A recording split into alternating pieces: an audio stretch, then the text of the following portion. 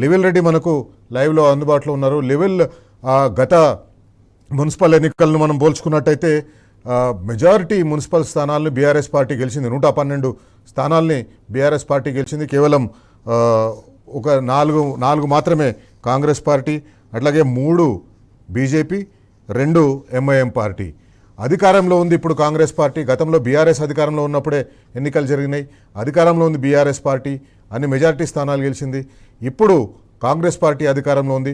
BRS party వ్యూహం ఎట్లా ఉంది, ఏ రకంగా మున్సిపాలిటీల్లో అత్యధిక సీట్లు గెలవడానికి అవకాశం ఉందని చెప్పి భావిస్తుంది, ఏ రకంగా కాంగ్రెస్ పార్టీ చేసిన తప్పుడు హామీలను కానీ లేదా ప్రతిపక్ష నాయకుల్ని తిట్టడం కానీ ఇవి ఏ రకంగా ప్రభావితం చేయబోతున్నాయి ఓటర్లను?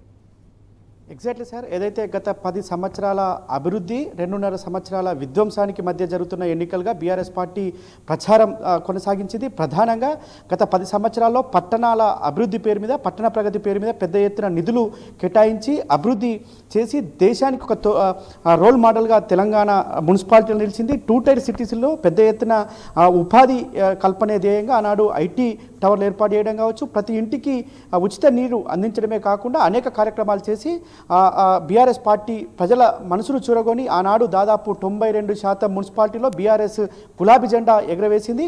ఇవాళ కాంగ్రెస్ ప్రభుత్వం పదే అబద్ధాలు చెప్పి అరిచేతిలో వైకుంఠం చూపించే విధంగా ఇవాళ కాంగ్రెస్ ప్రభుత్వం చేసిన మోసాలు కళ్ళ ముందున్నాయి. ఖచ్చితంగా గత 10 సంవత్సరాల అభివృద్ధికి 2.5 సంవత్సరాల పార్టీ భావిస్తుంది. ఆనాడు అధికారంలో ఉండి అభివృద్ధి చేసి ప్రజల మనసు గెలుచుకొని ఆనాడు గులాబీ జెండా ఎగరవేసింది. కానీ వాళ్ళ కాంగ్రెస్ పార్టీ అబద్ధాలతో మళ్ళీ పాత చింతకాయ పచ్చడి పుల్ల ఉందన్న చందంగా మనం చూస్తూనే ఉన్నాం. ఎన్నికల ప్రచారంలో కాంగ్రెస్ పార్టీ ఎక్కడ కూడా వాళ్ళు ఇచ్చిన హామీలను ప్రచారం చేయలేదు. వాళ్ళు వస్తే మున్సిపాలిటీలకు ఏం చేస్తామని ప్రచారం చేయలేదు. ఎంతసేపు 10 సంవత్సరాలు అధికారంలో ఉన్న బీఆర్ఎస్ పార్టీ మున్సిపాలిటీలకు ఏం చేయలేదని చెప్పి ఉంటుంది.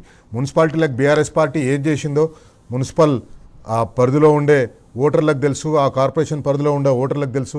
ఎన్ని రకంగా ఉండే కార్యక్రమాలను బీఆర్ఎస్ పార్టీ చేసిందనేది, మార్కెట్ యార్డ్స్ నిర్మించడం కానీ, vegetable market, non veg market, అట్లాగే ప్రతి పట్టణంలో కూడా మినీ ట్యాంక్ బండ్ లాంటిది ఒకటి చేయడము, అట్లాగే శిల్పారామం లాంటివి కూడా కొన్ని పట్టణాల్లో ఏర్పాటు చేసింది.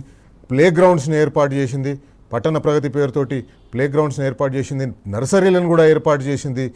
హరితహారంలో భాగంగా ప్రజలకు ఉచితంగా మొక్కలు పంపిణీ చేసే కార్యక్రమాన్ని బీఆర్ఎస్ చేసింది. ఇవన్నీ తెలుసు.